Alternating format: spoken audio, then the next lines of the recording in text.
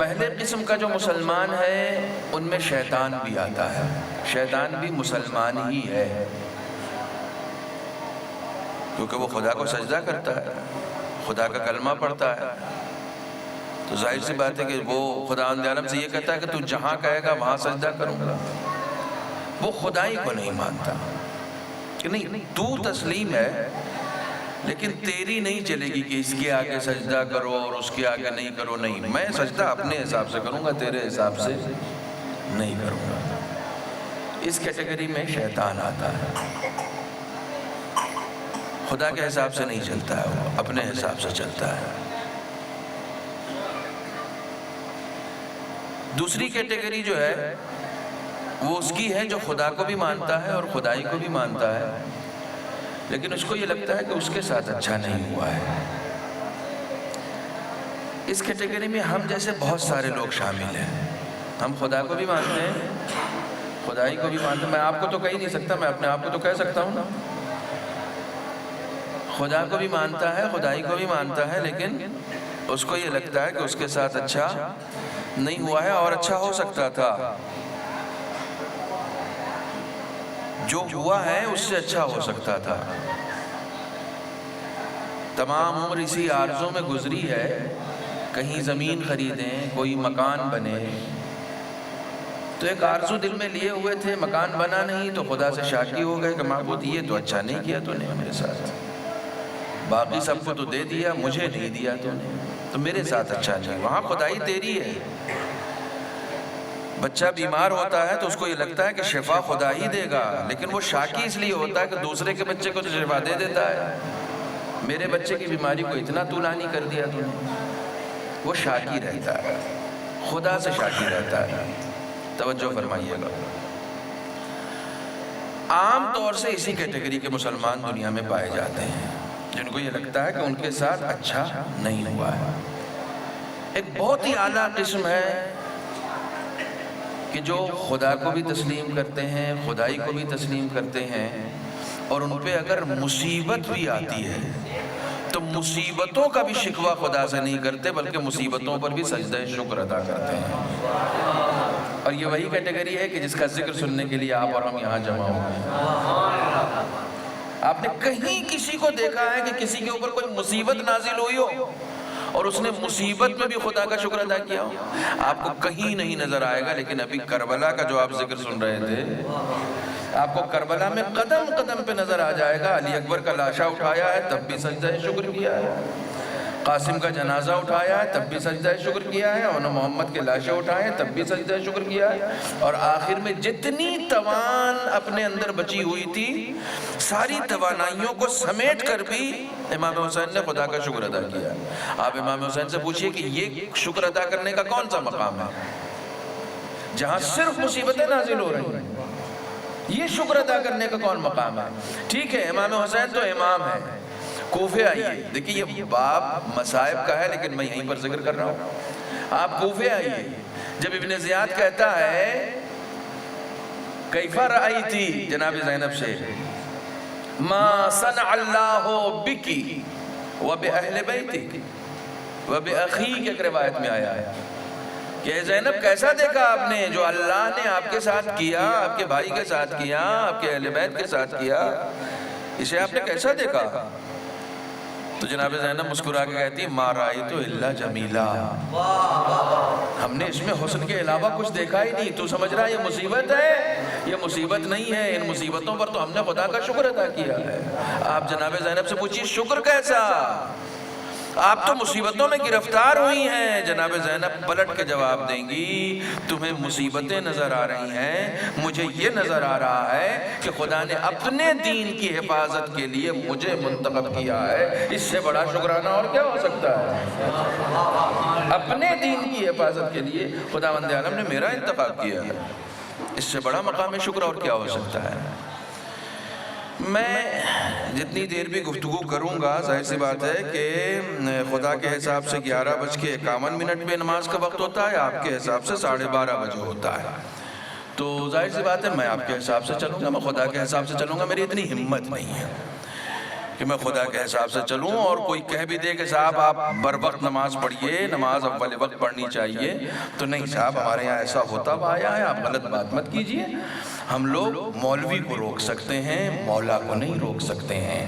جو لوگ مولا کو روکیں گے، مولا ان کو اپنے قریب ہی نہیں آنے دیں گے۔ روایتوں میں آیا ہے کہ جب امام زمانہ کا ظہور ہوگا، دیکھیں میرا کام تو ہے بتانا، اور میں بتا کے چلا جاؤں گا، ٹھیک ہے۔ میں آپ کو اپنی زندگی کے کچھ اصول بتا دیتا ہوں۔ میں اپنی ہر مجلس کو زندگی کی آخری مجلس سمجھ کے پڑھتا ہوں، اس لیے کوئی توقع نہیں ہے کہ اس گاؤں والے دوبارہ بلائیں گے کہ نہیں بلائیں گے، اس سے مجھے کوئی مطلب نہیں ہے، ٹھیک ہے۔ مجھے جو بات کہنی ہے وہ میں کہہ کے جاؤں گا۔ رسول اکرم کا ارشاد ہے کہ جب آخری حجت کا ظہور ہوگا تو وہ نئے دین کے ساتھ آئے گا۔ یہی روایت امام جعفر صادق علیہ السلام سے بھی ہے کہ اذا یقوم قائمنا، جب ہمارا آخری قیام کرے گا تو یقوم بسنت جدید، وہ نئی سنت کے ساتھ آئے گا، بکتاب جدید، نئی کتاب کے ساتھ آئے گا، بدین جدید، نئے دین کے ساتھ آئے گا۔ کون؟ ہمارا اور آپ کا آخری امام۔ یہ خبر کون دے رہا؟ وہ بھی ایک امام دے رہا ہے کہ جب ہمارا آخری آئے گا تو نئے دین کے ساتھ آئے گا، نئی کتاب کے ساتھ آئے گا، نئی سنت کے ساتھ آئے گا۔ کیا مطلب؟ رسول کا دین لے کر نہیں آنے والے۔ وہ کتاب جو رسول کے سینے پر نازل ہوئی تھی، وہ کتاب لے کر آنے والے نہیں ہیں۔ وہ نئی سنت کون سی لے کر آئیں گے؟ جو سنت رسول کی تھی کیا اس کو چھوڑ دیں گے؟ یہ نئی سنت کون سے لے کے آئیں گے؟ یہی سوال ایگزیکٹلی چھٹے امام سے بھی لوگوں نے کیا کہ آپ کیسی باتیں کر رہے ہیں؟ کیا وہ آخری جب آئے گا تو نئی کتاب لے کر آئے گا، قرآن لے کر نہیں آئے گا؟ کہا نہیں، لے کر تو قرآن ہی آئے گا، لیکن جب وہ اس قرآن کو پڑھے گا تو لوگ کہیں گے یہ کون سی کتاب آپ پڑھ رہے ہیں، یہ تو ہم نے کبھی پڑھی نہیں۔ لے کر تو وہی دین آئے گا کہ جو دین رسول کا دین ہوگا، لیکن جب اس دین کو وہ جاری کرے گا تو لوگ کہیں گے یہ کون سا دین ہے؟ اس دین سے تو ہمارا کوئی واسطہ نہیں تھا، اس دین سے تو ہمارا کوئی لینا دینا نہیں تھا۔ جب وہ رسول کی سنتیں بیان کرے گا تو لوگ کہیں گے یہ کون سی سنت آپ بیان کر رہے ہیں، یہ تو کچھ نئی سنت لگ رہی ہے، ایسی سنت تو ہم نے کبھی دیکھی نہیں، کبھی سنی نہیں۔ یعنی لوگ دین اور قرآن اور سنت سے اتنا دور ہو چکے ہوں گے کہ جب وہ حقیقی دین سنائے گا تو لوگ کہیں گے یہ دین آپ کا دین ہوگا، ہمارا دین نہیں ہے۔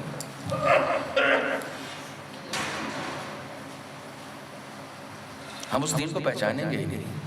کیوں نہیں پہچانیں گے؟ کیونکہ ہم اطاعت اپنے اعتبار سے کرتے ہیں، دین کے اعتبار سے نہیں کرتے۔ میں نے رات ایک مجلس جبلہ حسین آباد جھارکھنڈ میں پڑھی، میں نے وہاں ممبر سے ایک بات کہی، آپ سے بھی کہہ دیتا ہوں، وہاں بھی یہی سسٹم ہے، ظہر کی اذان کا وقت فکس ہو چکا ہے، 12:30 بجے فکس ہے۔ میں نے کہا ایک مہربانی اور کر دیجئے، مغرب کا بھی فکس کر دیجئے 8 بجے، لوگ دکان بڑھا کے اطمینان سے آئیں، اپنا اطمینان سے نماز پڑھتے ہیں۔ کیا فرق پڑتا ہے؟ کیا فرق پڑتا ہے؟ کوئی فرق پڑے گا؟ 8 بجے کر دیتے ہیں مغرب کی نماز۔ مولانا کیسی باتیں کر رہے ہیں آپ؟ آج تک کہیں مغرب کی نماز اذان 8 بجے ہوئی ہے؟ نہیں ہوتا ہمارے یہاں۔ جب زور کی ہو سکتی ہے تو مغرب کی کیوں نہیں ہو سکتی؟ یہاں تو آپ نے کر دیا فکس، وہاں کیوں نہیں کر رہے ہیں؟ چونکہ وہ چلن میں نہیں ہے۔ آپ میری بات کو سمجھیے، وہ چلن میں نہیں ہے اس لیے کر نہیں سکتے، یہ چلن میں اس لیے کر دیا۔ دین چلن کو ماننے کا نام نہیں ہے، دین کو ماننے کا نام ہے۔ جو ہو رہا ہے اس کو ماننے کا نام دین نہیں ہے، جو دین ہے اس کو ماننا دینداری کہلاتا ہے۔ صلوات پڑھیں محمد والا۔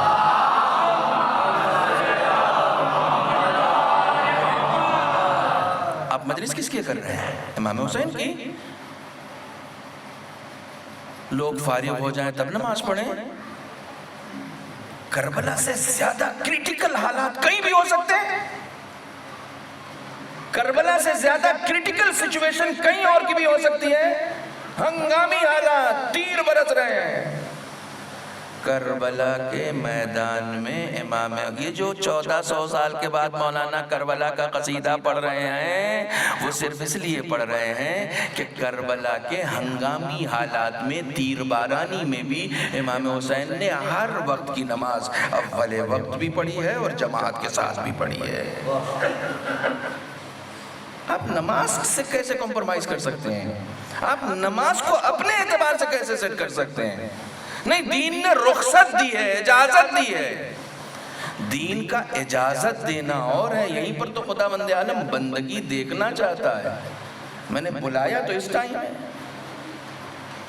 بلایا میں نے اس ٹائم ہے، یہ اول وقت ہے۔ اول وقت کی فضیلت کیا ہے؟ آیت اللہ بہجت کے استاد آیت اللہ سید علی قاضی کہتے ہیں کہ اول وقت نماز پڑھنا شروع کر دو، اگر 40 دن کے اندر اپنے وجود میں کوئی تبدیلی محسوس نہ کرو تو قیامت تک مجھ پر لعنت کرنا، قیامت تک مجھ پر لعنت کرنا۔ یہ آیت اللہ قاضی کی بات میں نے بتائی ہے، اور آیت اللہ قاضی کو آپ ہلکے میں مت لیجئے کہ کوئی عام عالم ہے ان کی بات میں نے سنا دی ہے۔ آیت اللہ قاضی اتنی بزرگ شخصیت ہیں کہ نماز پڑھ رہے تھے، نماز پڑھ کے اٹھے تو پیچھے سے ایک حوضے کے استاد جو علم الاصول پڑھاتے تھے وہ آئے، اور آنے کے بعد ان سے کہنے لگے کہ حضور میری اہلیہ بستر مرگ پر ہیں، سارے ڈاکٹروں نے جواب دے دیا ہے، اب آپ کا ہی سہارا ہے، آپ دعا کر دیجئے میری بیوی ٹھیک ہو جائے۔ اولاد بھی نہیں ہے کہ میں اس اولاد کے سہارے جی لوں، میرے پاس یہی ایک بیوی ہے اور کوئی سہارا نہیں، آپ دعا کر دیجئے میری بیوی ٹھیک ہو جائے۔ ڈاکٹروں نے ہاتھ اٹھا لیا، طبیبوں نے ہاتھ اٹھا لیا۔ نماز کے بعد اسی مصلی پر آیت اللہ قاضی نے دعا کی، دعا کرنے کے بعد وہیں پر ان سے کہہ دیا جائیے آپ کی اہلیہ ٹھیک ہو گئی، وہیں پر۔ اب وہ گھر آئے تو جو بیوی بستر سے اٹھ کے پانی نہیں پی پاتی تھی وہ صحن خانہ میں ٹہل رہی تھی۔ گھر پہ یہ منظر دیکھ کر حیران ہو گئے، کہنے لگے آپ اپنے پیروں میں چل رہی ہیں؟ دیکھیے واقعہ یہاں تک ہوتا تو شاید میں نہ سناتا۔ ان کی اہلیہ فوراً دوڑ کر آئیں، اپنے شوہر سے لپٹ گئی اور کہنے لگی آپ نے بہت اچھا کیا کہ آیت اللہ قاضی کے پاس چلے گئے۔ کہنے لگے تمہیں کیسے پتا کہ میں ان کے پاس چلا گیا تھا؟ کہا میری روح قبض کرنے کے لیے ملک الموت آ چکا تھا، لیکن ایک ہاتف غیبی کی آواز آئی کہ قاضی کی دعا کے احترام میں نے اسے حیات دوبارہ پلٹا دی ہے، واپس چلے جاؤ۔ یہ کسی چھوٹی شخصیت کی بات نہیں کر رہا ہوں، یہ کسی چھوٹی شخصیت کی بات نہیں کر رہا ہوں، وہ یہ کہہ رہا ہے کہ اول وقت نماز پڑھنا شروع کر دو، 40 دن کے اندر اگر اپنے وجود میں کوئی تبدیلی محسوس نہ کرو تو میرے اوپر لعنت بھیج دینا۔ رسول اکرم صلی اللہ علیہ وآلہ وسلم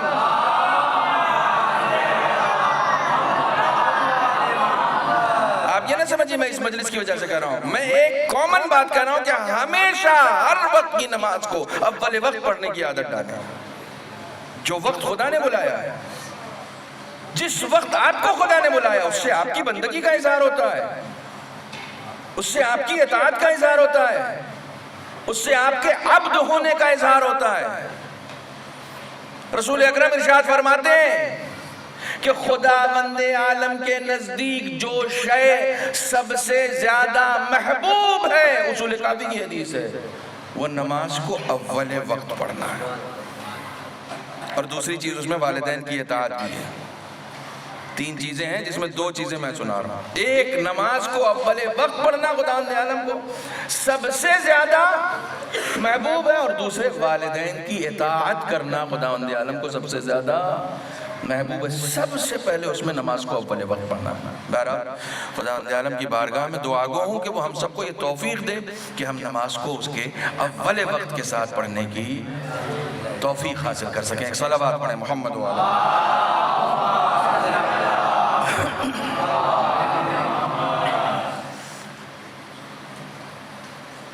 میں نے سورہ مبارکہ ابراہیم کی 34ویں آیت کو سرنامہ سخن قرار دیا۔ نعمت کے حوالے سے 2-4 باتیں آپ کے درمیان کرنی ہیں۔ عام طور پر ہمارے یہاں یہ جو کیٹیگری میں نے مسلمانوں کی سنائی ہے، اس میں جو دوسری کیٹیگری ہے وہ دوسری کیٹیگری پیدا ہی اس لیے ہوتی ہے کیونکہ ہمیں جو نعمتیں ملی ہوئی ہیں اس کا احساس نہیں ہوتا. جو نعمتیں آلریڈی ہمارے پاس ہیں. وہ قوم ہمیشہ انحطاط کا شکار ہو جاتی ہے جو دوسروں کی نعمتوں پر نظر رکھے اپنی نعمتوں کو نظر انداز کرتے ہیں. جو نعمتیں ہم کو ملی ہوئی ہیں، مثلا مثال کے طور پر میں مثال دے رہا ہوں، آپ یہیں امام باڑے میں بیٹھے بیٹھے باہر دیکھ رہے ہیں، آپ کو سب کچھ نظر آ رہا ہے صاف صاف، لیکن ایمانداری سے بتائیے بچپن سے لے کر آج تک کتنی مرتبہ اپنی آنکھوں میں نور ہونے کا شکر آپ نے خدا کے سامنے ادا کیا ہے؟ جب وہ آخر میں متیابین ہو جاتا ہے نا تب احساس ہوتا ہے.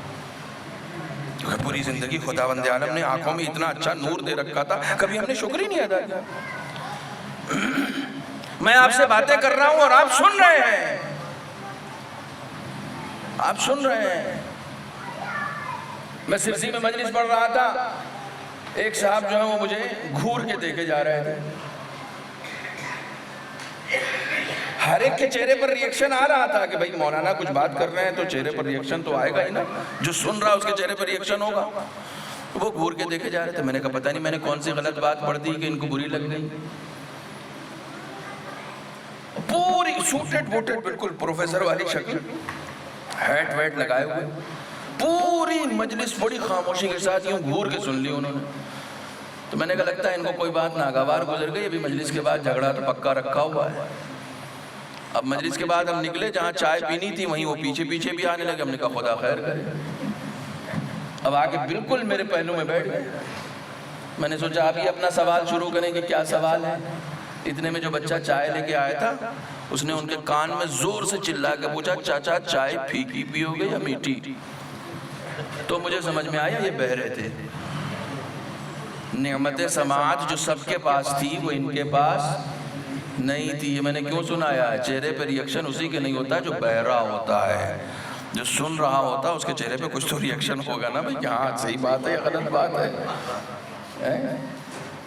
نعمت سماعت ہے ہمارے پاس. ہم نے کتنی مرتبہ خداوند عالم کے سامنے شکر ادا کیا. معبود تیرا لاکھ لاکھ شکر ہے کہ میں سن رہا ہوں، تیرا لاکھ لاکھ شکر ہے کہ میں بول رہا ہوں، تیرا لاکھ لاکھ شکر ہے کہ میں سانس لے رہا ہوں. سب سے آسان کام آپ کے نزدیک کیا ہے؟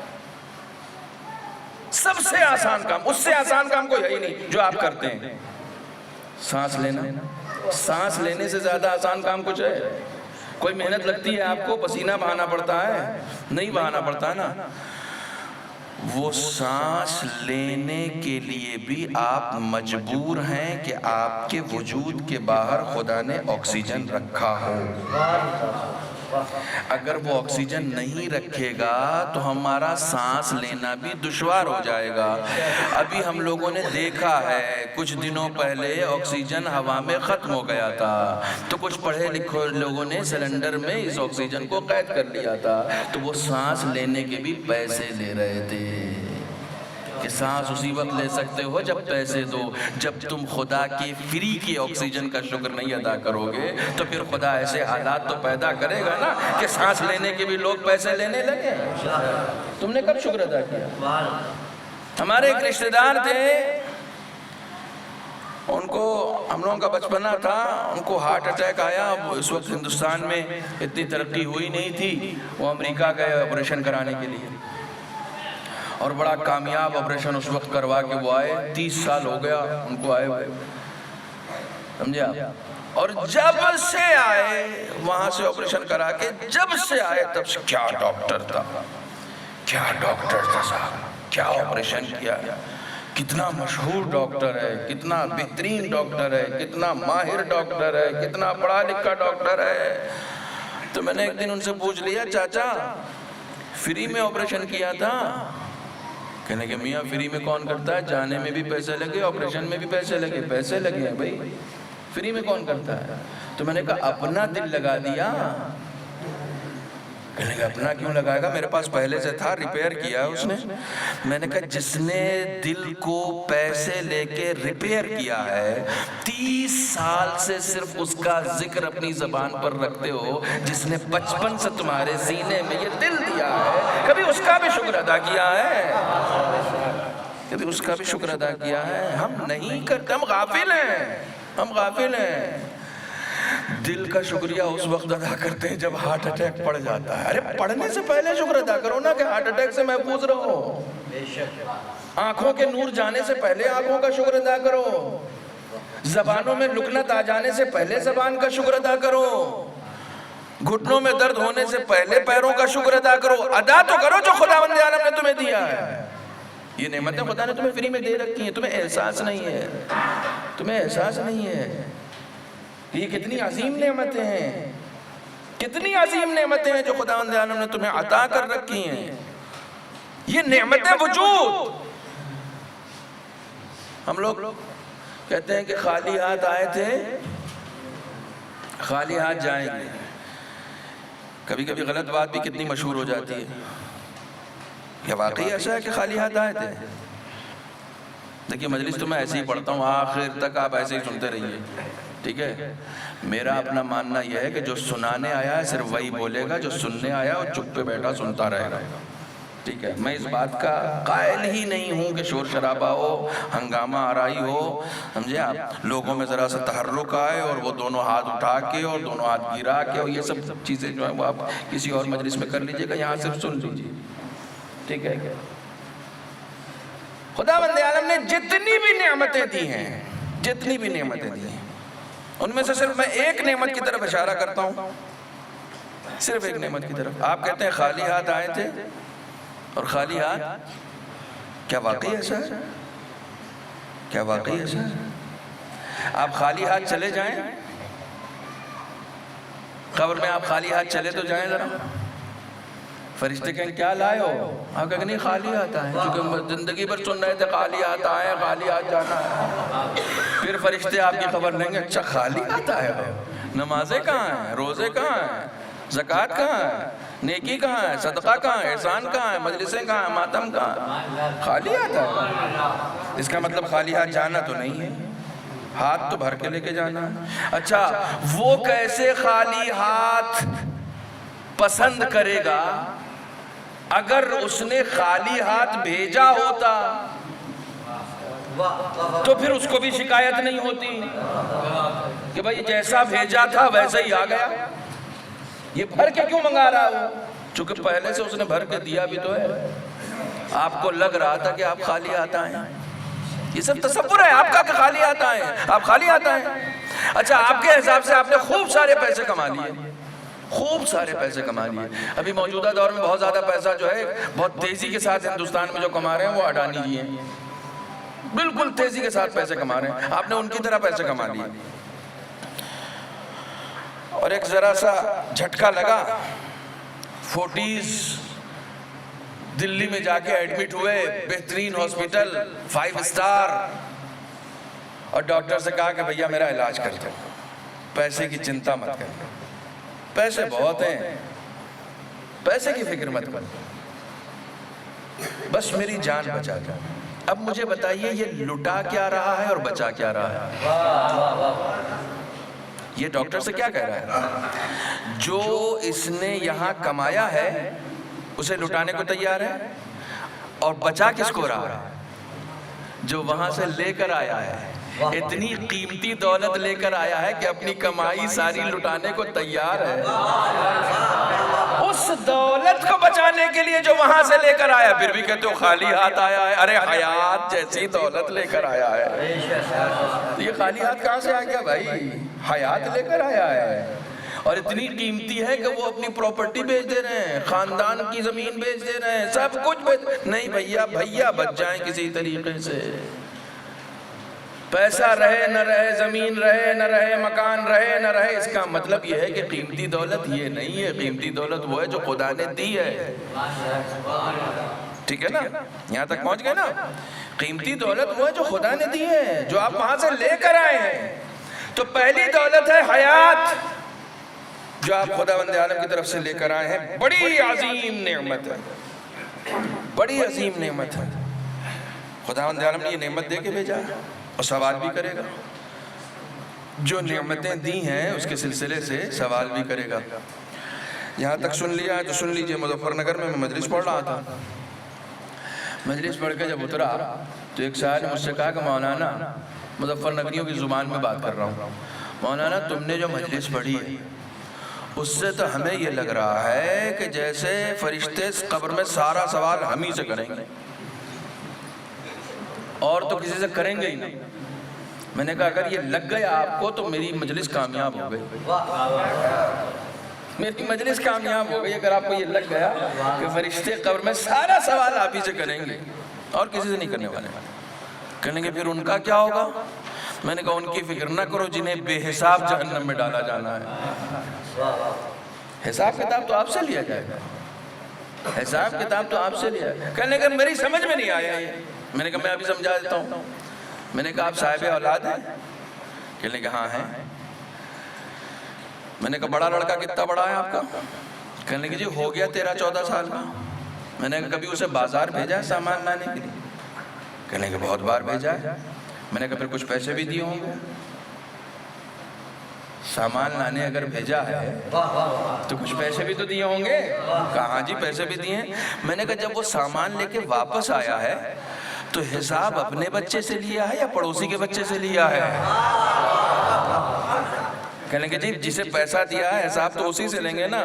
میں نے کہا واہ کتنی اچھی بات کر دیا آپ نے، جسے پیسہ دیا ہے حساب اس سے لیں گے۔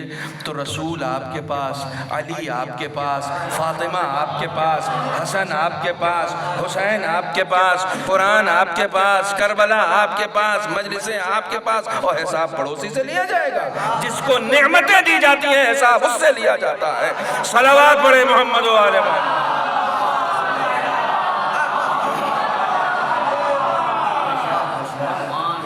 کو نعمتیں دی گئی اس سے حساب لیا جائے گا، ان سے نہیں لیا جائے گا جنہیں بے حساب جہنم میں ڈالا جانا ہے۔ کیسا حساب؟ جن کی زندگی میں کوئی حساب کتاب ہی نہ ہو ان سے آخرت میں کیسا حساب؟ جن کی زندگی میں کوئی حساب کتاب ہوتا ہے ان سے حساب لیا جاتا ہے۔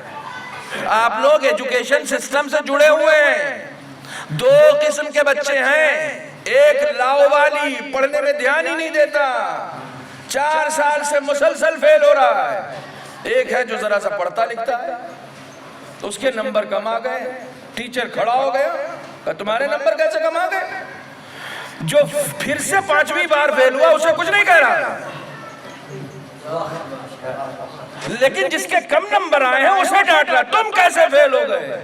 معلوم ہوا ٹیچر بھی محنت اس پہ کرتا ہے کہ جن کے پاس کچھ اچھا نتیجہ حاصل کرنے کی امید ہوتی ہے، جن سے کوئی امید نہیں ہوتی ہے ان پہ محنت نہیں کی جاتی ہے۔ صلوات پڑھے محمد والا۔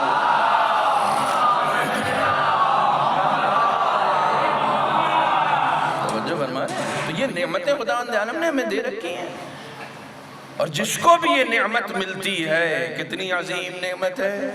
امام موسی کاظم علیہ السلام کے پاس چاہنے والا آتا ہے اور آنے کے بعد اپنی فقیری کی شکایت کرتا ہے، مولا بڑی تنگ دستی میں زندگی گزر رہی ہے، فقیر ہو گیا ہوں۔ امام نے کہا تمہارے حساب سے اس وقت امیر کون ہے؟ سنیے، تمہارے حساب سے اس وقت امیر کون ہے؟ کہ ڈیفینیٹلی ہارون رشید، ہارونی ہے جو سب سے پیسے والا ہے اس وقت، بھائی بادشاہ ہے۔ کہا اچھا مان لو کہ ہارون کسی دن تم کو بلائے اپنے دربار میں اور بلا کر کہے کہ اپنی پوری شاہی وہ تم کو دے دے گا، پوری حکومت تم کو دے دے گا، ساری دولت اور سلطنت تم کو دے دے گا، تم ہماری محبت کا سودا کر دو، تو کر دو گے؟ اس نے کہا مولا ایسی 10 حکومتیں قربان آپ کی محبت پر۔ امام نے کہا اتنی بڑی دولت رکھے ہوئے ہو پھر بھی خود کو فقیر کہتے ہو؟ فقیر وہ نہیں ہے، فقیر وہ ہے جس کے پاس ہماری محبت اور ولایت نہ ہو۔ فقیری کی شکایت وہ کرے، آپ کے پاس ایک قیمتی دولت ہے، ایک قیمتی نعمت ہے، اس کی قدر کریں۔ آپ یقین جانیں، آپ یقین جانیں، ان مجلسوں کی آج آپ قدر نہیں کریں گے تو خداوند عالم اس کی شکلیں بدل دے گا۔ سسٹم ہے خدا کا، جس نعمت کی قدر نہیں ہوتی ہے اس نعمت کو خداوند عالم بدل دیتا ہے۔ خداوند عالم کو زیادہ طلب کرنے والے پسند ہیں لیکن کثرت طلب پسند نہیں ہے۔ دونوں میں فرق کیا ہے؟ جو کچھ مانگ رہے ہو خدا سے مانگو، لیکن صرف خدا سے مانگتے ہی چلے جاؤ، مانگتے ہی چلے جاؤ، اور اس میں تمہارے مانگنے میں صرف اور صرف دنیا ہو، تو خدا عالم نے ایسے لوگوں کی مذمت کی ہے قرآن میں، الہاکم التکاثر،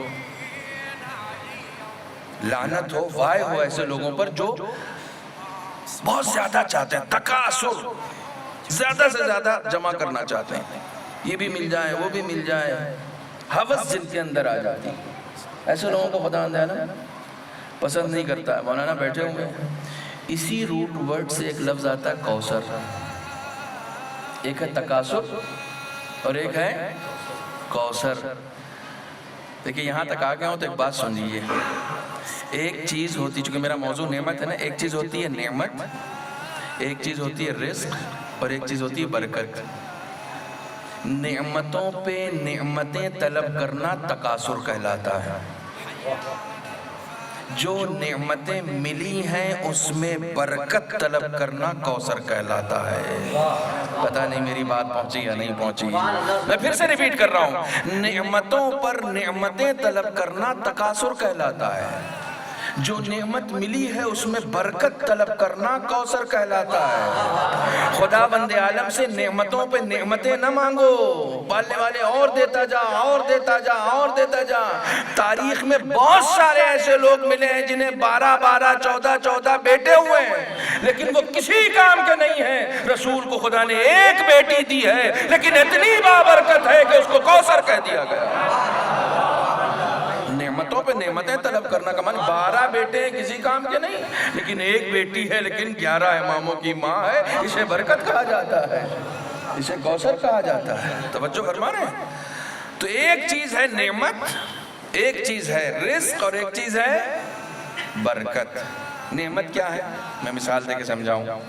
آپ بازار گئے، آپ نے بازار سے 1 کلو سیب خریدا، اس 1 کلو سیب میں مثلا مثال کے طور پر 5 سیب چڑھے، ٹھیک ہے نا؟ تو یہ 5 سیب آپ کے لیے نعمت ہیں، توجہ ہے؟ یہ 5 سیب آپ کے لیے کیا ہے؟ نعمت ہے۔ آپ سیب کو گھر لے کر آئے، آپ کے گھر کے ممبرز 5 ہیں، نعمت آپ کو 5 ملی ہے، لیکن اس میں سے رزق آپ کا صرف 1 ہے۔ اس سے زیادہ آسان طریقے سے میں نہیں سمجھا سکتا نعمت اور رزق کو۔ نعمت آپ کو 5 ملی ہے، لیکن اس میں سے رزق آپ کا صرف 1 ہے۔ جتنی بھی نعمتیں تمہارے پاس آ رہی ہیں اس پہ اترانا کمال نہیں ہے، بلکہ خدا کی دی ہوئی نعمتوں میں یہ غور کرنا کمال ہے کہ اس میں رزق کس کا ہے۔ ہمارے پاس جو نعمتیں آئی ہیں ان نعمتوں میں اترانا کمال تھوڑی ہے کہ خدا نے مجھے اتنی ساری نعمتیں دی، نہیں، ان نعمتوں میں تمہیں ضرور ملی ہیں، لیکن رزق ہو سکتا ہے کسی اور کا ہو۔ تو اپنے یہاں کے پیش امام کا بھی خیال رکھو، اپنے نوکر کا بھی خیال رکھو، اپنے ڈرائیور کا بھی خیال رکھو، اپنے پڑوسی کا بھی خیال رکھو۔ نعمت ہو سکتا ہے تمہارے پاس آئی ہو، اور رزق ہو سکتا ہے کسی اور کا آیا ہو۔ صلوات پڑھیں محمد و آل محمد۔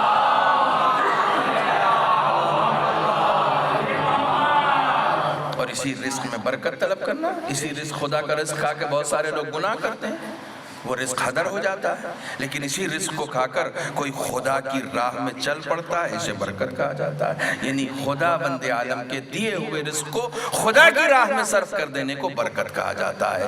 اور صلوات پڑھیں محمد و آل۔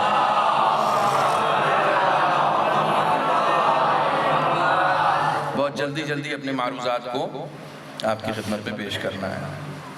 45 منٹ ہو گیا ویسے مجھے بیٹھے ہوئے تقریباً۔ نعمت، رزق، برکت، حیات، نعمت۔ پہلی نعمت جو خدا عالم نے دی ہے، 3 نعمتوں کا صرف ذکر کرنا ہے، اس کے بعد انشاءاللہ ربط مسائل، صرف 3 نعمتوں کا ذکر۔ پہلی نعمت جو خدا عالم نے دی ہے وہ ہے حیات۔ حیات کتنی بڑی نعمت ہے اس کا اندازہ آپ کو خوب ہے، اس کے بارے میں ڈیٹیل بات کرنی نہیں ہے۔ دوسری نعمت کیا ہے؟ جو چیز خدا دے گا نہیں وہ مانگ کیسے سکتا ہے؟ جو چیز خدا دے نہیں وہ مانگ کیسے سکتا ہے؟ جب آپ کے یہاں بچہ پیدا ہوتا ہے تو آپ نے اکثر دیکھا ہوگا کہ ماں جب بچے کے پاس سے، بچہ جب ذرا سا کروٹیں بدلنے لگتا ہے نا، تو ماں بچے کے پاس سے جب اٹھ کے جاتی ہے تو اس کے چاروں طرف تکیہ لگا کے جاتی ہے. کیوں؟ تاکہ بچہ گر نہ جائے. کچھ بچہ بہت زیادہ، کچھ بچے بڑے زیادہ اسمارٹ ہوتے ہیں، وہ تکیہ کے اوپر سے بھی کود کے اور پھر تخت سے نیچے گر جاتے ہیں. اکثر دیکھا ہوگا آپ نے. تو بچہ جب گرتا ہے تو روتا ضرور ہے، ادھر سے ماں دوڑی ہوئی آئی، ادھر سے باپ دوڑے ہوئے، ادھر سے دادا دادی سب دوڑی ہوئی، ارے بچہ گر گیا. لیکن جب قریب آ کے دیکھا تو اونچائی سے گرنے والا بچہ محفوظ ہے، اسے کچھ ہوا نہیں. یہ تجربہ کیا ہے آپ لوگوں نے؟ ہم لوگ ایک سیڑھی سے پھسل جاتے ہیں تو فریکچر ہو جاتا ہے. بچے کئی مرتبہ بڑی اونچائی سے بھی گر جاتے ہیں تو انہیں کچھ ہوتا نہیں. جانتے ہیں کیوں؟ اس کے پیچھے چھٹے امام کی ایک حدیث ہے.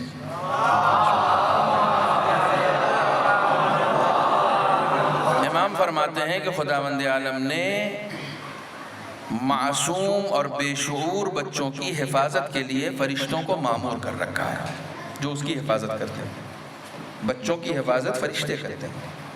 کیوں کرتے ہیں؟ کبھی اس پہ غور کیا؟ بچوں کی حفاظت. آپ جائیے امام سے پوچھئے، مولا بچوں کی حفاظت تو کرتے ہیں لیکن یہ ہمارے یہاں بوڑھوں کی کیوں نہیں کرتے، جوانوں کی کیوں نہیں کرتے؟ کبھی اس پہ غور کیا آپ نے؟ کیوں نہیں کرتے؟ فرشتے سب کی حفاظت کیوں نہیں کرتے، صرف بچوں کی کیوں کرتے ہیں؟ کسی بچے کو آپ جب مارتے ہیں تو فوراً دوسرا آدمی اعتراض کے طور پر یہ کہتا ہے کہ میاں معصوم کو کیوں مار رہے ہو؟ کچھ الگ بات تو نہیں کر رہا ہوں میں، جینون ہے نا، سنی ہوئی ہے نا آپ کی. ارے بھائی معصوم بچے کو کیوں مار رہا ہو؟ اس کا مطلب یہ ہے کہ ہر آدمی جانتا ہے کہ جو گناہ نہیں کرے اسے معصوم کہا جاتا ہے. جو گناہ نہیں کرے اسے معصوم کہا جاتا ہے. اور خداوند عالم معصوموں کی حفاظت کرتا ہے، گنہگاروں کی حفاظت نہیں کرتا. خداوند عالم معصوموں کی حفاظت کے لیے فرشتے بھیجتا ہے. جس کی عصمت جس درجے کی ہوتی ہے اس کے لیے ویسا فرشتہ آتا ہے. جو سید المعصوم ہوتا ہے اس کے لیے سید الملائکہ آتے ہیں. تو جیسی عصمت ہوگی ویسے فرشتے. بچوں کی حفاظت کے لیے فرشتے آ رہے ہیں چونکہ ان کے پاس عصمت ہے. تو اس کا مطلب دوسری نعمت جو خداوند عالم نے دی ہے وہ ہے عصمت. پہلی نعمت ہو گئی حیات، دوسری نعمت عصمت ہے. خداوند عالم نے کسی کو گنہگار نہیں پیدا کیا ہے، بس خداوند عالم نے صرف ایک ہی چیز ہم سے طلب کی ہے، حیات دی ہے، حیات لے کے آؤ. عصمت دی ہے، عصمت لے کر آؤ. نہ اس حیات کے ساتھ چھیڑ چھاڑ کرنا، نہ اس عصمت کے ساتھ چھیڑ چھاڑ کرنا. اس حیات کو اپنے ہاتھوں سے گنوانا نہیں، اپنے ہاتھوں سے نہیں گنوانا. ہم جب چاہیں گے اپنے پاس بلا لیں گے. تو تیسری نعمت ہے موت. آپ کہیں گے یہ تو بہت نیا ہو گیا کہ موت بھی نعمت ہے. موت کئی مرتبہ حیات سے بڑی نعمت ہے. اب چونکہ یہ برسی کی مجلس ہے لہٰذا اس میں تھوڑا سا میں ثابت بھی کر دوں کہ موت کیسے نعمت ہے اور کتنی بڑی نعمت ہے. کسی بھی چیز کو ثابت کرنے کے لیے خاص طور سے اس مجمع میں سب سے پہلا سہارا کیا ہے؟ قرآن. دوسرا سہارا اہل بیت.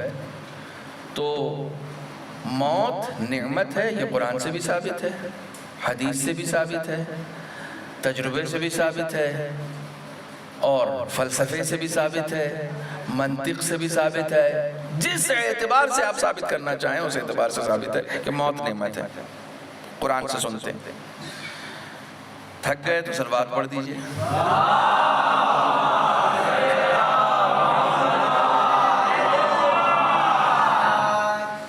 سورہ واقعہ جس کو نماز عشاء کے بعد پڑھنے کا حکم ہے تعقیبات میں، اور چھٹے امام کا ایک ارشاد بھی ہے کہ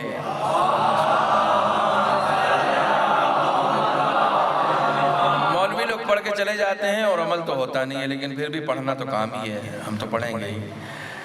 امام فرماتے ہیں کہ جو شخص شب جمعہ میں سونے سے پہلے سورہ واقعہ کی تلاوت مداومت کے ساتھ کنٹینیوٹی مداومت کے ساتھ کرے گا، جب بھی اس دنیا سے اٹھے گا خداوند عالم اسے امیر المومنین کے اصحاب کی شکل میں اٹھائے گا، امیر المومنین کے اصحاب کی شکل میں۔ سورہ واقعہ کی تلاوت۔ بہرحال اسی سورہ واقعہ میں خداوند عالم ارشاد فرماتا ہے نحنو قدرنا بینکم الموت، قرآن سے ثابت ہے کہ موت نعمت ہے۔ خدا کہتا ہے میں نے تمہارے مقدر میں موت رکھی ہے۔ عجیب بات ہے، مقدر میں اچھی چیز رکھی جاتی ہے یا بری چیز رکھی جاتی ہے؟ خدا بند آدم مقدر میں موت رکھنے پر فخر کر رہا ہے کہ یہ کوئی اور نہیں رکھتا۔ تم یہ سمجھ رہے ہو کہ موت کسی اور نے رکھی؟ نہیں، میں نے ہی موت کو بھی پیدا کیا ہے، میں نے ہی حیات کو بھی پیدا کیا ہے، اور تمہاری تقدیر میں جو یہ موت جیسی نعمت ہے یہ میں نے رکھی ہے، لہذا میرا شکر ادا کرو کہ میں نے موت رکھی ہے، نہ رکھتا تو خدا کی قسم آپ تھوڑی دیر کے لیے تصور کر لیں کہ خدا نے موت کو اٹھا لیا، جینا محال ہو جائے گا اگر موت نہ ہو تو، دو بھر ہو جائے گا اگر موت نہ ہو تو۔ کسی نبی کے زمانے میں لوگ گئے تھے اور کہا بھی تھا کہ بھیا یہ ذرا سا موت کا چکر جو ہے یہ آپ خدا سے دعا کیجئے کہ موت اٹھا لے خدا۔ موت نہیں، موت اچھی چیز نہیں۔ انہوں نے دعا کر دی اور خدا نے ملک الموت کو سسپینڈ بھی کر دیا کہ ٹھیک ہے جاؤ، اب کل سے موت نہیں آئے گی۔ کئی 100 سال کے لیے خدا نے موت اٹھا لی۔ پوری ٹیم گئی تھی نبی کے پاس ریکویسٹ کرنے کے لیے کہ موت اٹھ جائے۔ جو ٹیم گئی تھی نا اس میں 10-15 آدمی اور بڑھ کے پھر گئے واپس نبی کے پاس، پلیز کھلوائیے کھلوائیے خدا سے موت کا دروازہ۔ کہنے کیوں، کیا ہو گیا؟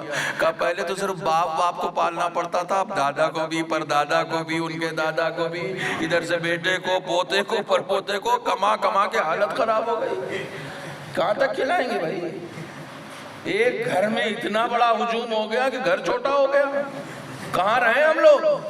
نہ رہنے کے ٹھکانے، نہ سونے کے ٹھکانے۔ پہلے مہمان آتا تھا تب ڈر لگتا تھا، اب روز لگتا ہے، اب روز لگتا ہے، مر ہی نہیں رہے لوگ۔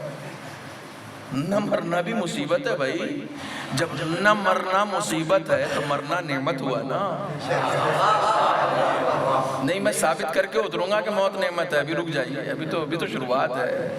میں تو ثابت کر کے اتروں گا کہ موت نعمت ہے، عظیم نعمت ہے، خداوند عالم کی عظیم نعمتوں میں سے ایک نعمت ہے۔ قرآن سن لیا آپ نے، تاریخ سن لیا آپ نے، حدیث سنیے۔ الموت تحفۃ للمومن، رسول اکرم کا ارشاد ہے، موت مومن کے لیے ایک تحفہ ہے۔ تحفہ مصیبت ہوتا ہے یا نعمت ہوتا ہے؟ نعمت ہوتا ہے نا۔ ہاں جو مومن ہے اس کے لیے نعمت ہے،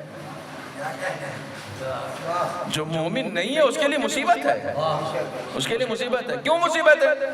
ایک دوسری حدیث سنیے۔ یہ دنیا جس میں ہم اور آپ رہ رہے ہیں، خطابت و دعوت کسی اور سے سن لیجئے گا، ہم یہی سب پڑھتے ہیں، ٹھیک ہے، ہم یہی سب پڑھتے ہیں۔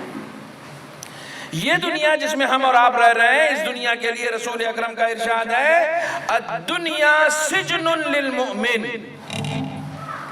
دنیا مومنوں کے لیے کوئی تو ترجمہ بتا دو، قید خانہ ہے۔ دنیا مومنوں کے لیے قید خانہ ہے۔ فیلنگ آتی ہے، قید خانے والی فیلنگ کبھی آتی ہے؟ مومن ہوتے تو آتی بھی، کیونکہ مومنوں کے لیے قید خانہ ہے، ہم نے تو اس کو محل سرا بنا رکھا ہے نا۔ مومنوں کے لیے قید خانہ ہے، رسول اکرم کہتے ہیں دنیا مومن کے لیے جیل والی فیلنگ آنی چاہیے، اور جیل والی فیلنگ اسی وقت آئے گی جب انسان کے اندر ایمان بڑھے گا۔ یہاں انسان جینا نہیں چاہے گا، خدا نے یہاں کے لیے آپ کو پیدا ہی نہیں کیا، ہمیں یا آپ کو یہاں کے لیے پیدا ہی نہیں کیا ہے۔ اصحاب کے ساتھ بیٹھے ہوئے ہیں، رسول اکرم پوچھ رہے ہیں ایک مومن کی قیمت کیا ہے؟ لوگوں نے کہا آپ ہی بہتر بتا سکتے ہیں ایک مومن کی قیمت کیا ہے، ہمیں کیا پتا۔ تو رسول نے فرمایا ایک مومن کی کم سے کم قیمت جنت ہے، کم سے کم ایک مومن کی قیمت کیا ہے؟ جنت ہے۔ کبھی خود کو بیچنا بھی ہونا تو جنت سے کم پہ مت بیچنا۔ دیکھیں جو مومن ہوتا ہے وہ اسی دنیا میں اس جنت کو دیکھ بھی لیتا ہے اور اس کا مشتاق بھی ہوتا ہے، اور یہاں بیٹھے بیٹھے بیچ بھی دیتا ہے۔ صلوات پڑھیں محمد و آل محمد پر۔ وہ جانتا ہے رسول نے کہا تم یہاں کے لیے نہیں پیدا کیے ہوگے، تم جنت کے لیے پیدا کیے ہوگے، تم یہاں کیوں رہنا چاہتے ہو؟ یہاں کے لیے تم پیدا نہیں کیے گئے ہو، تم کہیں اور کے لیے پیدا کیے ہوگے۔ کم سے کم قیمت تمہاری جنت ہے، یہ دنیا تو تمہاری قید خانہ ہے۔ قید خانے میں کس کا دل لگتا ہے بھائی؟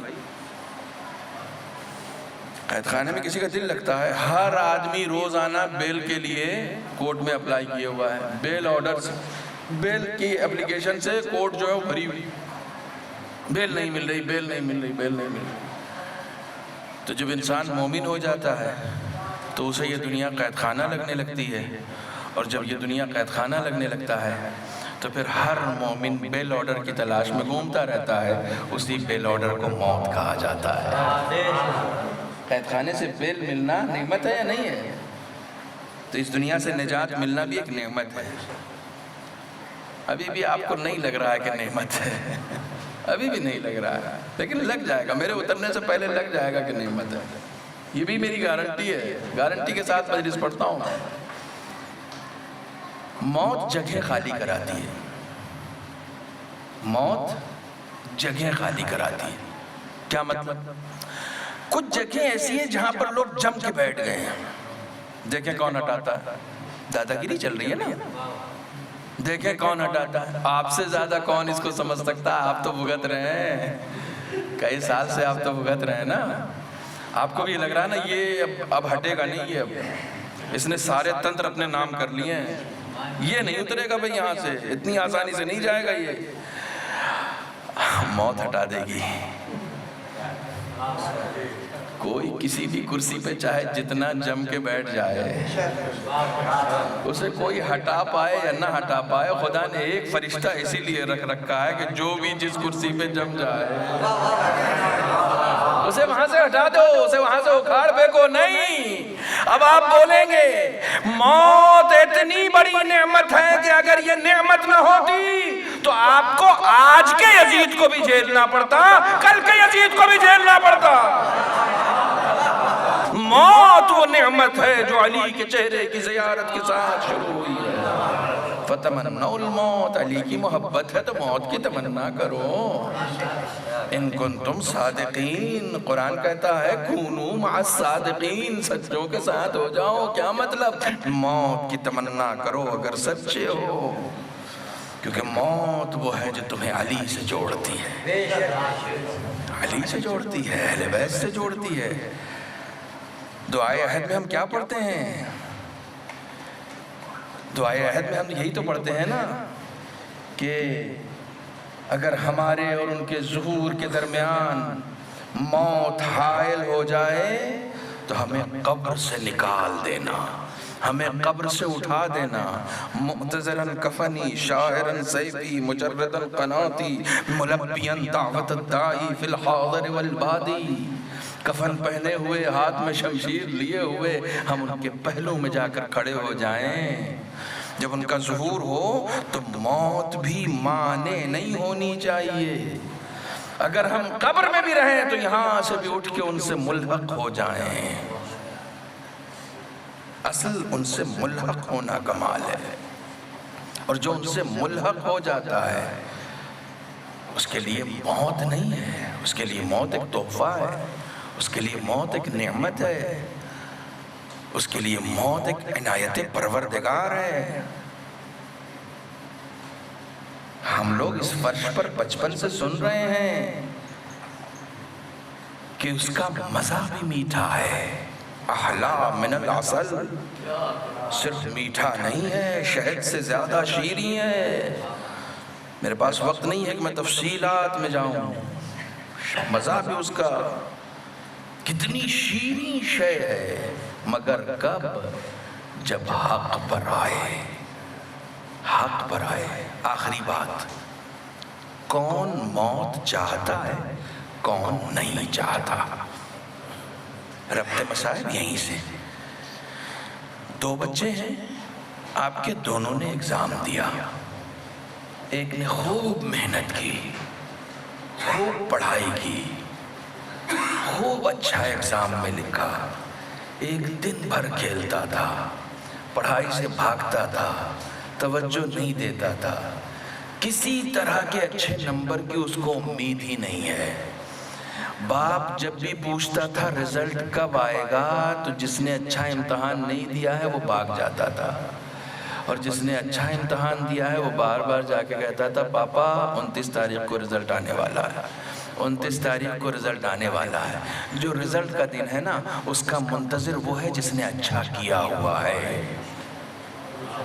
جس نے اچھا نہیں کیا ہوا ہے وہ اس کو بھلا دینا چاہتا ہے، وہ اس کی بات نہیں کرنا چاہتا ہے، وہ اس کا ذکر نہیں کرنا چاہتا ہے۔ ذکر کون کر رہا ہے؟ جس نے اچھا کیا ہوا ہے، جس نے محنت کی ہے، جس نے لکھا ہوا ہے، جس نے امتحان میں جو امتحان میں اچھے نمبروں سے جس کو امید ہے کہ میں اچھے نمبروں سے پاس ہوں گا، میں فرسٹ ڈویژن آؤں گا، چونکہ میں نے محنت کی ہے، میں نے لکھا ہے، تو وہ بار بار اس رزلٹ کے دن کا انتظار کر رہا ہے۔ موت ہمارے نامہ اعمال کے رزلٹ کا دن ہے۔ جن کے اعمال اچھے ہوتے ہیں انہیں موت کا انتظار ہوتا ہے، پر جن کے اعمال اچھے نہیں ہوتے ہیں وہ موت سے فرار کرتے ہیں کہ نہیں یہ باتیں نہ کرو، یہ شب شب بولو، یہ منحوسیت والی باتیں نہ کرو۔ موت نحوست نہیں ہے۔ آپ جس علی کے نام کا نعرہ لگاتے ہیں وہ کہتے ہیں کہ میں ابو طالب کا فرزند موت سے اتنا مانوس ہوں جتنا پیدا ہونے والا بچہ ماں کے سینے سے مانوس ہوتا ہے، میں موت سے اتنا مانوس ہوں۔ علی موت سے مانوس ہے، علی موت سے مانوس ہے۔ موت سے عشق نہیں ہوگا تو کوئی راہ خدا میں لڑ سکتا ہے؟ موت سے عشق نہیں ہوگا تو کوئی بڑھ بڑھ کر دشمن پہ حملہ کر سکتا ہے؟ موت سے پیار نہیں ہوگا، جہاں موت سے پیار نہیں ہوتا وہاں میدان جنگ میں قدم رکتے نہیں ہیں۔ جہاں موت سے پیار ہوتا ہے وہاں بڑھ بڑھ کر دشمن پر حملہ کیا جاتا ہے۔ اب آپ کو دیکھنا ہے کسے زندگی پیاری ہے، کسے موت پیاری ہے، تو یہ دیکھیے کون جنگوں میں آگے بڑھ رہا ہے اور کون میدان جنگ کو چھوڑ کر بھاگ رہا ہے۔ جسے زندگی پیاری ہے وہ میدان جنگ چھوڑ کر بھاگ رہا ہے، جسے موت پیاری ہے وہ بڑھ بڑھ کر حملہ کر رہا ہے۔ صلوات پڑھیں محمد و آلہ۔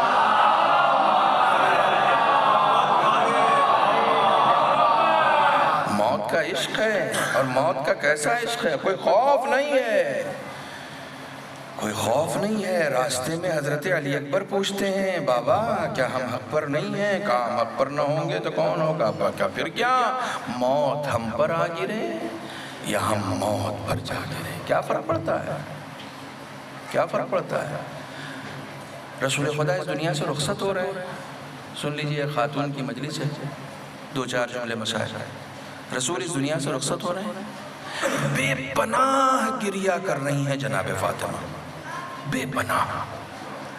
جناب فاطمہ کا گریہ دیکھ کر علی رونے لگے، بی بی کا گریہ دیکھ کر، لیکن اچانک رسول نے جھکایا، کبھی بھی ایک بات سنو، آپ اپنے گوش مبارک رسول کے دہنے مبارک تک لے گئے اور روتی ہوئی فاطمہ مسکراتی ہوئی اٹھی۔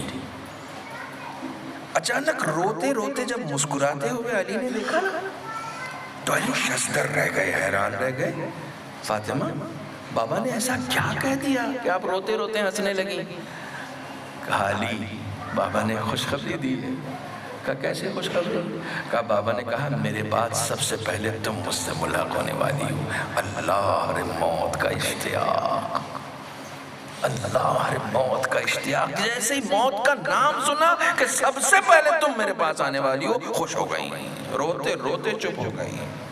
یہ اشتیاق ہے موت کا، یہ اشتیاق ہے۔ ہاں آپ چپ ہو گئی، علی رونے لگے کہ میرا کیا ہوگا، علی گریہ کرنے لگے۔ کچھ مصیبتیں خاص معصومین سے مختص ہوتی ہیں۔ کربلا میں بے پناہ مصیبتیں ہیں، لیکن ہر امام کے لیے الگ الگ مصیبتیں آئی ہیں، ہر امام کے لیے۔ جبرائیل امین رسول کے گھر میں نازل ہوتے ہیں اور کہتے ہیں یا رسول اللہ خدا نے پیغام کہلوایا ہے، خدا نے یہ پیغام کہلوایا ہے کہ رسول سے یہ پیغام اس وقت کہنا جب گھر میں علی اور رسول کے علاوہ کوئی اور نہ ہو۔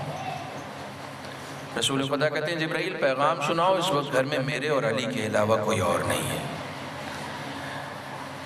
جبرائیل امین پہلا پیغام سناتے ہیں، یا رسول اللہ خدا نے بعد السلام یہ پیغام دیا ہے، کامل الزیارہ کی روایت ہے، علامہ مجلسی نے بھی نقل کیا ہے، خدا نے بعد السلام یہ پیغام دیا ہے کہ آپ کے بعد علی کو آپ کی خلافت کے حق سے محروم رکھا جائے گا، ظاہری خلافت، اس کے حق سے محروم رکھا جائے گا۔ خدا نے یہ کہا ہے کہ رسول آپ بھی صبر کریں اور علی سے بھی کہیے گا کہ وہ بھی صبر کریں۔ رسول خدا نے کہا ٹھیک ہے، میں صبر کروں گا اور خدا ہی سے توفیق طلب کروں گا۔ کہا دوسرا پیغام کیا ہے؟ اب روایتوں کے جملے سنیے۔ جس وقت دوسرا پیغام سنایا ہے نا، تو دوسرا پیغام بعد میں سنیے گا، اس پیغام کا اثر کیا ہوا وہ سن لیجئے۔ جیسے ہی جبرائیل امین نے دوسرا پیغام سنایا ہے، روایت کی لفظیں ہیں فَوَقَعَ عَلِيٌّ عَلَى وَجْهِهِ، علی منہ کے بل زمین پر گر گئے۔ جیسے ہی دوسرا پیغام سنایا ہے جبرائیل امین نے، روایت کہتی ہے کہ علی جہاں بیٹھے ہوئے تھے، علی منہ کے بل زمین پر گر گئے۔ آپ کو معلوم ہے جبرائیل نے کیا پیغام سنایا تھا؟ اے رسول خدا، آپ کے بعد علی کی نگاہوں کے سامنے ان کی زوجہ کو تماچا مارا جائے گا۔ اللہ اکبر۔ خدا کسی غیرت مند مرد اور شوہر کو یہ دن نہ دکھائے کہ اس کی نگاہوں کے سامنے اس کی زوجہ کو تماچے مارے۔ خدا کسی غیرت مند کو یہ دن نہ دکھائے۔ علی جیسا غیرت دار انسان، علی جیسا غیرت مند انسان رونے کے علاوہ کیا کر سکتا ہے؟ اسمر الصابرین اشجع الشاجعین، علی کا منہ کے بل گر جانا، علی کا گریہ کرنا یہ کوئی چھوٹی بات نہیں۔ علی صابر ہے، علی صابر ہے، لیکن علی سے یہ بات، علی کے لیے بات ناقابل برداشت ہے کہ ان کے سامنے کوئی ان کی زوجہ کو مارے اور علی صبر کر جائیں۔ ہاں یہ مقام صرف، یہ مقام صبر صرف علی کے لیے، یہ حسین کے لیے بھی نہیں ہے، یہ حسین کے لیے بھی نہیں ہے۔ عام طور سے آپ جب بھی کسی کی مصیبت سنتے ہیں تو اس کے بعد کربلا جاتے ہیں۔ آئیے میں کربلا سے آپ کو مدینے لے کر آتا ہوں۔ آخری وقت ہے، امام حسین گودی قتل گاہ میں گر چکے ہیں، پورا بدن تیروں سے چھلنی ہے، ایک ایک کر کے ظالم آگے بڑھ رہا ہے تاکہ سر و تن میں جدائی کریں، لیکن خوف کے مارے قدم پیچھے ہٹ جاتا ہے۔ پسر سعد نے پوچھا کہ حسین کو قتل کیوں نہیں کرتے، سر و تن میں جدائی کیوں نہیں کرتے؟ تو کسی نے کہا کہ اگر حسین زندہ ہوئے اور حسین نے پلٹ کر حملہ کر دیا تو معلوم ہے پسر سعد نے کیا کہا؟ پسر سعد نے کہا اگر یہ دیکھنا ہے کہ حسین زندہ ہے یا مر گئے تو حسین کی زندگی میں حسین کی بیویوں کے خیموں پر حملہ کر دو۔ اللہ اکبر۔ ان خیموں پر حملہ کر دو جن میں حسین کی بیٹیاں ہیں، جن میں حسین کی بیویاں ہیں، جن میں حسین کی بہنیں، جن میں حسین کی ناموس ہیں۔ اب یہی ہوا، وہ ظالم پلٹ کر آئے، خیموں کی طرف آئے، آگ لے کر آئے۔ اب جیسے ہی خیموں کی طرف بڑھ رہے تھے، ایک مرتبہ حسین نے آواز دی، وہ تاریخی جملہ کربلا کا حسین نے کہا اے ظالموں، اگر تمہارے پاس دین نہیں ہے تو کم سے کم اپنی دنیا میں تو آزاد رہو۔ ارے جب تک میں زندہ ہوں میری زندگی میں میری ناموس پر حملہ نہ کرو۔ میں کہوں گا اے مولا، آپ سے نہ دیکھا گیا کہ آپ کی ناموس پر کوئی حملہ کرے، آپ سے نہ دیکھا گیا کہ آپ کے خیموں، آپ کی بیویوں کے خیمے جلیں، آپ سے نہ دیکھا گیا کہ آپ کی بیویوں پر کوئی حملہ کرے۔ آئیے مدینے میں علی گھر میں بیٹھے ہوئے ہیں، علی کے سامنے علی کی زوجہ کو تماچا مارا جا رہا ہے، علی کے سامنے علی کے گھر کا دروازہ جلایا جا رہا ہے، علی کے سامنے جلتا ہوا دروازہ فاطمہ پر گرایا جا رہا ہے، علی کے سامنے علی کی زوجہ کے بدن میں محسن شہید ہو رہا ہے، اور فاطمہ اتنی مجبور ہے کہ علی کو آواز بھی نہیں دیتی، آواز دیتی ہے یا فضا غیثینی، اے فضا اعزاء میری مدد کو آؤ، میرا محسن شہید ہو گیا۔ الا لعنت اللہ علی القوم الظالمین وسيعلم الذين ظلموا أي منقلب ينقلبون۔ بسم الله الرحمن الرحيم اللهم كن لوليك الحجة ابن الحسن صلواتك عليه وعلى آبائه في هذه الساعة وفي كل ساعة وليا وحافظا وقائدا وناصرا ودليلا وعينا حتى تسكنه أرضك طوعا وتمتعه فيها طويلا۔ خدایا